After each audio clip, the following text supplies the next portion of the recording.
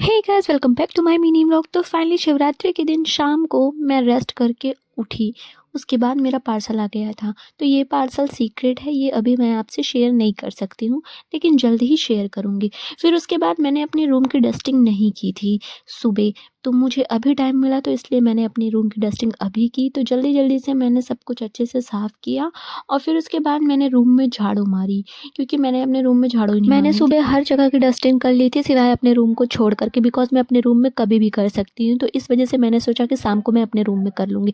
तो फाइनली मैंने झाड़ू मारा और उसके बाद जो है मैंने अपनी कुर्ती को पहले निकाला जो मुझे पहनना था, और फाइनली ये चूड़ी मैंने डिसाइड की कि मैं कुर्ती पे ये चूड़ी पहन लूँगी। अभी हाल ही में ये चूड़ी मैं लेके आई हूँ।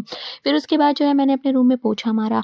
पोछा मारने के बाद मैं छत पे आ गई जो कपड़े सूखे हुए थे उनको लेने के लिए, और फिर मैं नहाने के लिए तैयार हो गई, मतलब नहाने जाने के लिए। तो फाइनली मैं शावर लेके आ गई और अब मुझे पहले जो घर में भगवान है उनके पास दिया जलाना है। तो फाइनली मैंने दूध लिया और अपने लड्डू गोपाल को चढ़ाया, और पहले मैं यहाँ पे भगवान की आरती की, और फिर मैंने सारे सामान को ले करके जो भगवान शंकर को चढ़ाया जाता है, जैसे कि बेलपत्र और धतूरा, भांग, ये सब कुछ मैंने ले कर के भगवान शंकर के पास गई। हालाँकि मैं मंदिर नहीं गई, बिकॉज़ मंदिर में ना अभी काफ़ी भीड़ होती है, इस वजह से मैं जो है यहीं घर में जो भगवान शंकर थे उन्हीं की मैंने पूजा की।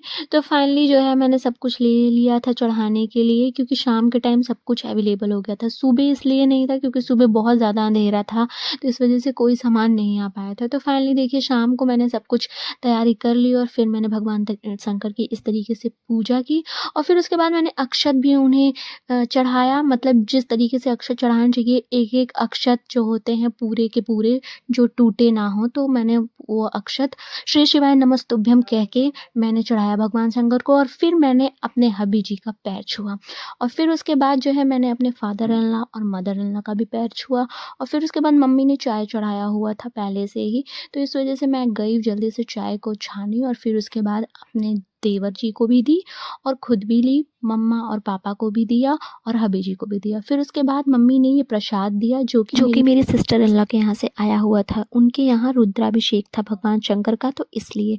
तो फाइनली उसके बाद मैं किचन में आई, और जो आलू और साबूदाना मैंने सुबह बनाया था पहले मैंने उसको गरम किया, और फिर उसके बाद मुझे उसी कढ़ाई में चावल फ्राई करना था, बिकॉज़ सुबह का चावल थोड़ा ज़्यादा था, तो इस वजह से मैंने सोचा देवर जी और हब्बी जी तीनों लोग खा लेंगे। फिर उसके बाद मैंने जो आलू बॉयल किया था मम्मी ने उसमें सिंघाड़े के आटे को मैश किया, फिर उसके बाद उसमें धनिया, मिर्ची और अदरक का पेस्ट बना के डाल दिया। तो इस तरीके से हम लोगों ने आज का नाश्ता किया, और फिर उसके बाद मैंने अपने लड्डू गोपाल जी को सुलाया इस तरीके से, और फिर उसके बाद मैंने 2 केले लिए रात में खाने के लिए। तो आज का व्लॉग यहीं तक, मिलते हैं कल।